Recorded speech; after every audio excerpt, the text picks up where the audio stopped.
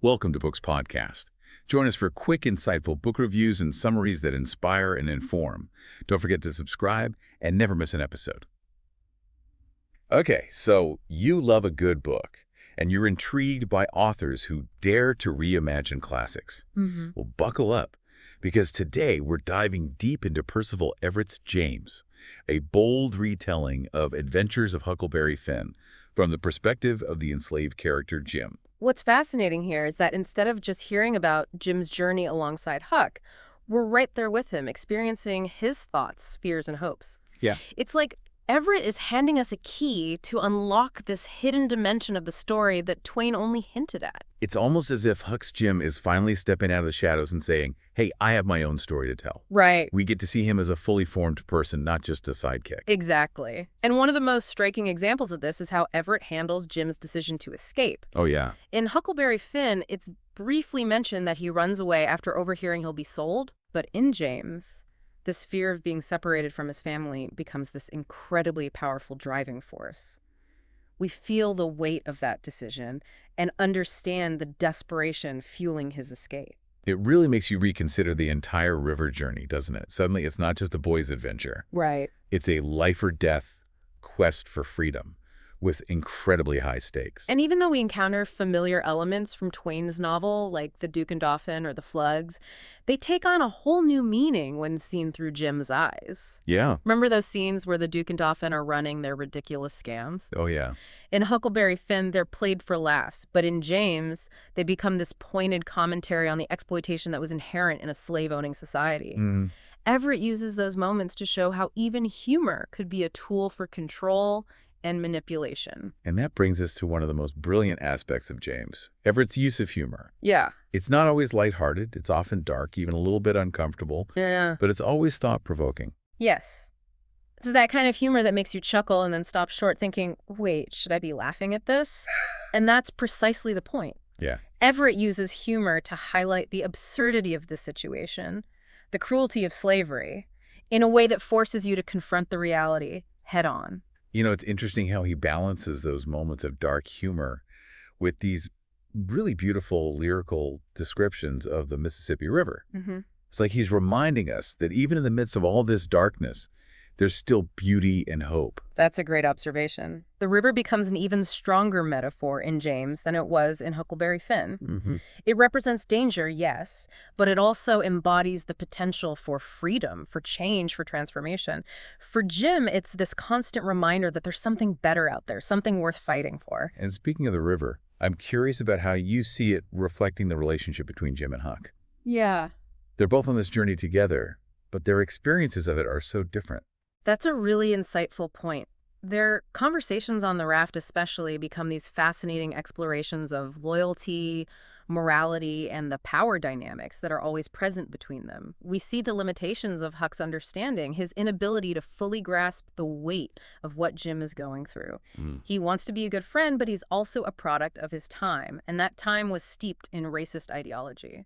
So even though Huck is helping Jim escape, Everett is showing us the limitations of that help, the ways in which Huck's own biases and assumptions get in the way of true understanding. Absolutely. And that complexity, that moral ambiguity in Huck's character makes the relationship all the more compelling. It reflects the contradictions of a society grappling with racism, and it highlights the challenges of allyship, even when those alliances are well-intentioned. It makes you think about how James speaks to contemporary issues, doesn't it? Even though it's set in the past, the questions it raises about race, freedom, and the responsibility we have towards each other feel incredibly relevant today.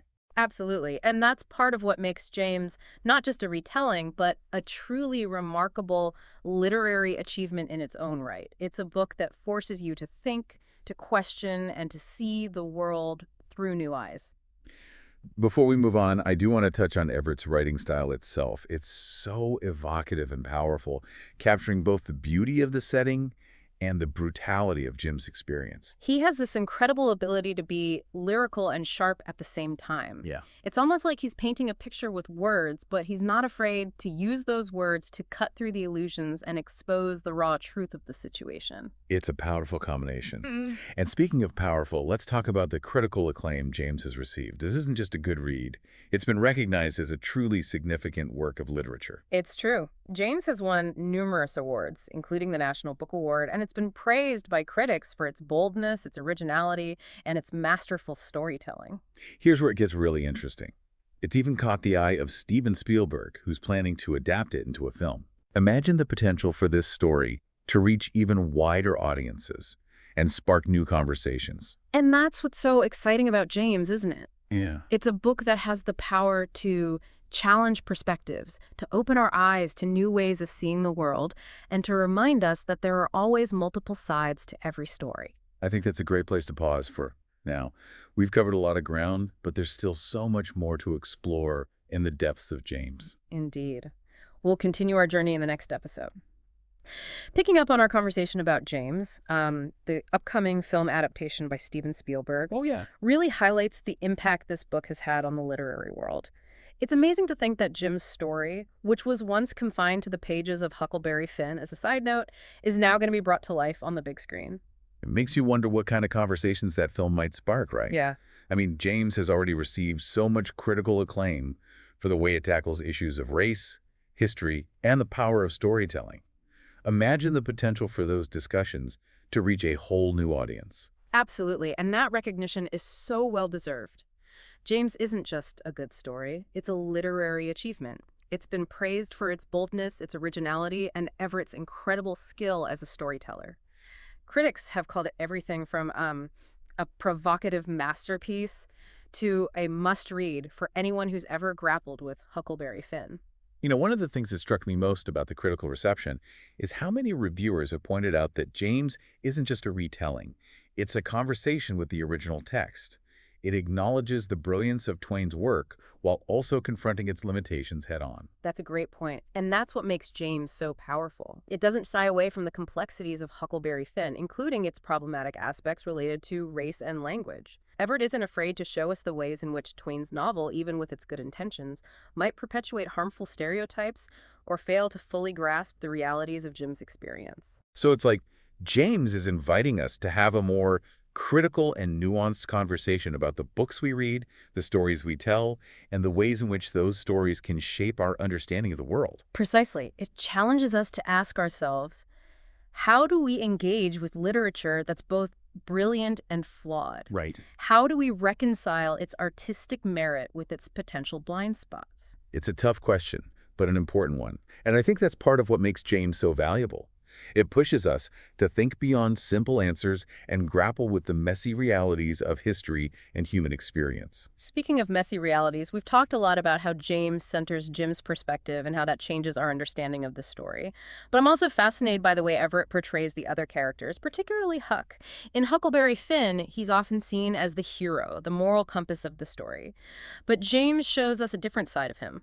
Oh, absolutely. We see Huck's limitations, his blind spots, the ways in which his upbringing has shaped his worldview. He wants to do the right thing. He wants to help Jim, but he's also struggling with his own internalized racism and his limited understanding of what true allyship means. Right, and that's what makes Huck such a compelling character in James. He's not a simple villain or hero. He's a product of his environment. And he's trying to navigate these complex moral dilemmas the best he can, even though he often stumbles. Right. And that complexity makes him feel so much more real. I think that's one of the things that makes James feel so relevant to today's world. The challenges of allyship, the need to confront our own biases, and the ongoing struggle for racial equality are all themes that we're still grappling with. It's like Everett is showing us that the past isn't really past at all. It's still shaping our present. Exactly. And you know, the term moral ambiguity comes up a lot in discussions of James. I think that's such a key concept here because it highlights how Everett refuses to give us easy answers. He's not telling us who's good and who's bad. Right. He's showing us the gray areas, the complexities of human motivation and behavior, especially within a system like slavery that forces people into impossible situations. So in a way, moral ambiguity isn't just a literary technique. It's a reflection of the reality of how people navigate complex ethical dilemmas, Hmm. especially when those dilemmas are intertwined with issues of power, privilege, and oppression. That's a great way to put it. And I think it's something that readers really respond to because it feels honest. It doesn't shy away from the difficult truths about human nature and the ways in which we're all shaped by the systems we live in. As you were talking about moral ambiguity and the complexities of these characters, I was thinking about the ending of James. Without giving too much away for our listeners who haven't read it yet, I'll just say that it's a very powerful and thought-provoking conclusion to Jim's journey. But it's also an ending that leaves some questions unanswered and invites the reader to keep thinking about the implications of the story. Yes, it's not a neatly tied up ending with all the loose ends resolved. It's an ending that stays with you, that makes you ponder the possibilities, and that ultimately acknowledges the ongoing nature of the struggle for freedom and equality. It's almost like Everett is saying that Jim's story doesn't end with the last page of the book. It continues in the conversations we have, the choices we make, and the ways we engage with the legacies of the past in our present. That's such a beautiful way to think about it, and it's a testament to the power of James as a work of art. It's a book that transcends the boundaries of the page and invites us to participate in an ongoing dialogue about the things that matter most: freedom, justice, and the meaning of humanity. I love that. And I think it leads us perfectly to the topic of the critical reception of James. Yeah. We've already touched on some of the praise it's received, but I want to dive a little deeper into what makes this book such a literary achievement. Well, for starters, Everett's prose is simply stunning. He has this incredible ability to capture both the beauty and the brutality of the setting, and his language is both lyrical and precise. Yes.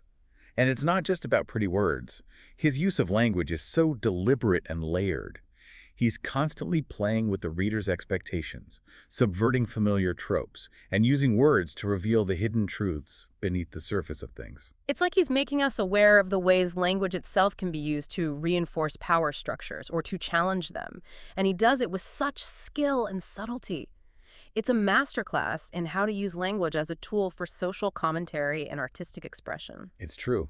And on top of the masterful writing, there's also Everett's incredible ability to create complex and believable characters.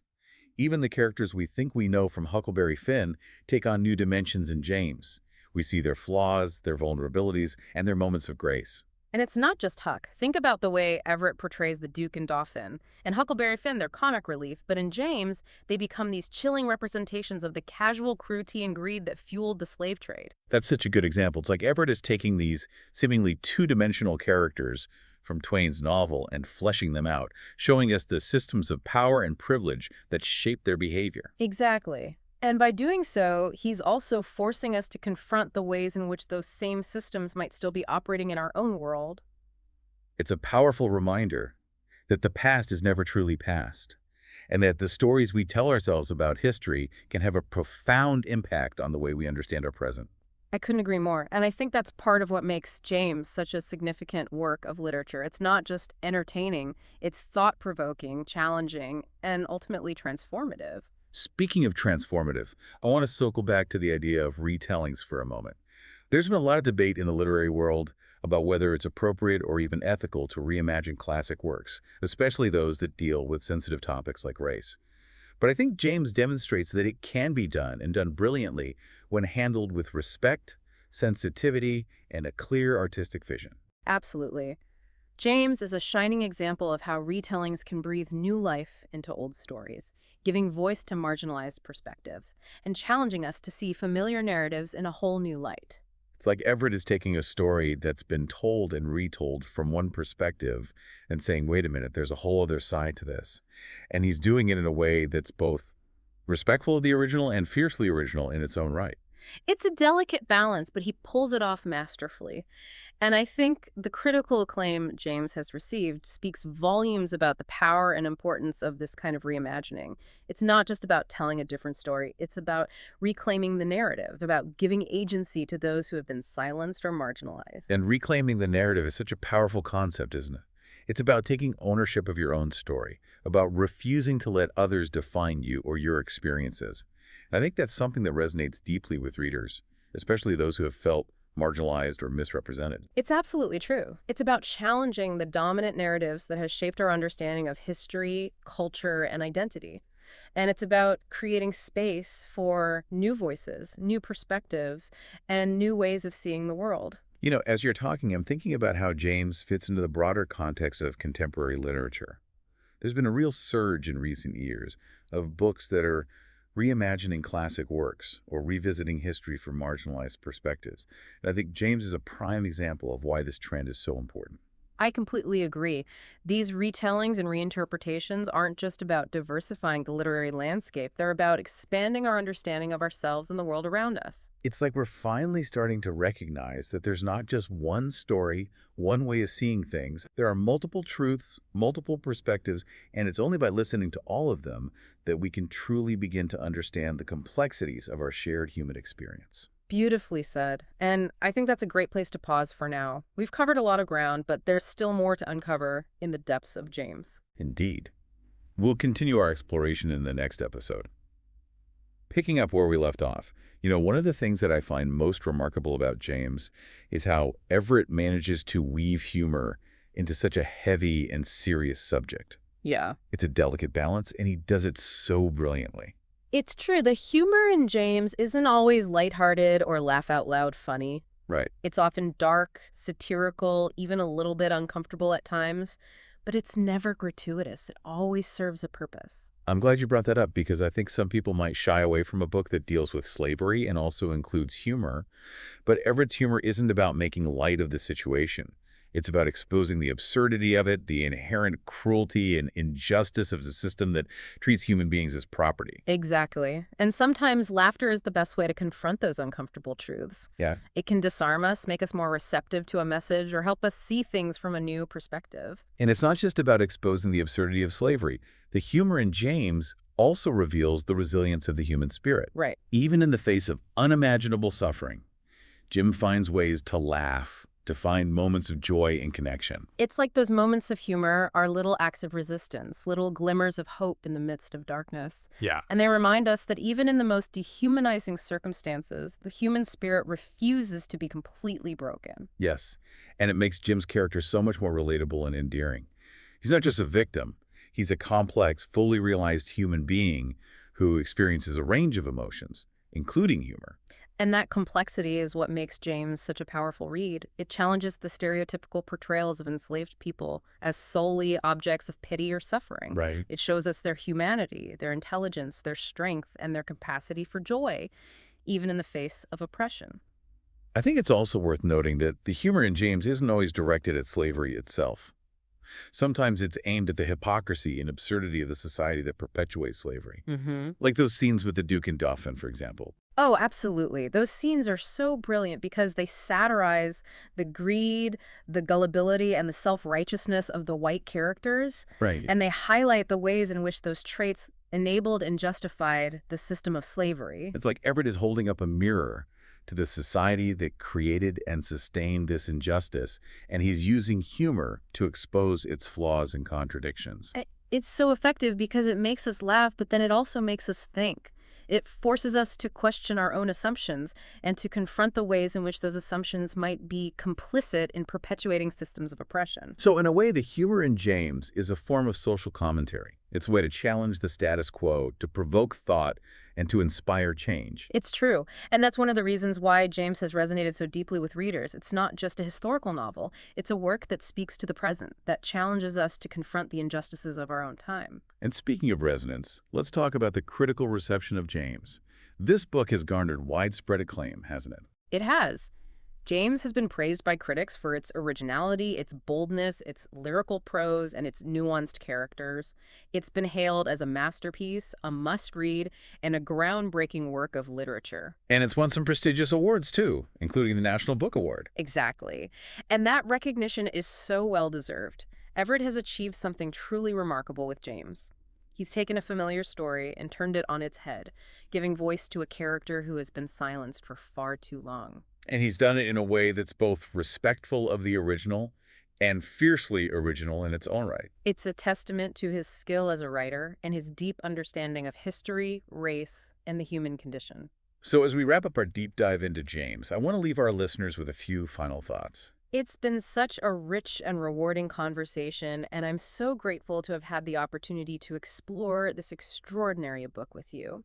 This book has so much to offer on so many levels. It's a masterful work of literature, a compelling retelling of a classic, and a powerful meditation on race, freedom, and the enduring strength of the human spirit. If you haven't already read James, I urge you to pick up a copy and experience it for yourself. It's a journey you won't forget. And if you have read it, I encourage you to revisit it with fresh eyes. There's always something new to discover in its pages. It's a book that will stay with you long after you finish reading it and has the power to change the way you see the world. Well said. Thanks for listening to Books Podcast. Enjoy this episode. Subscribe and share with fellow book lovers. Got a book suggestion? Let us know. Happy reading.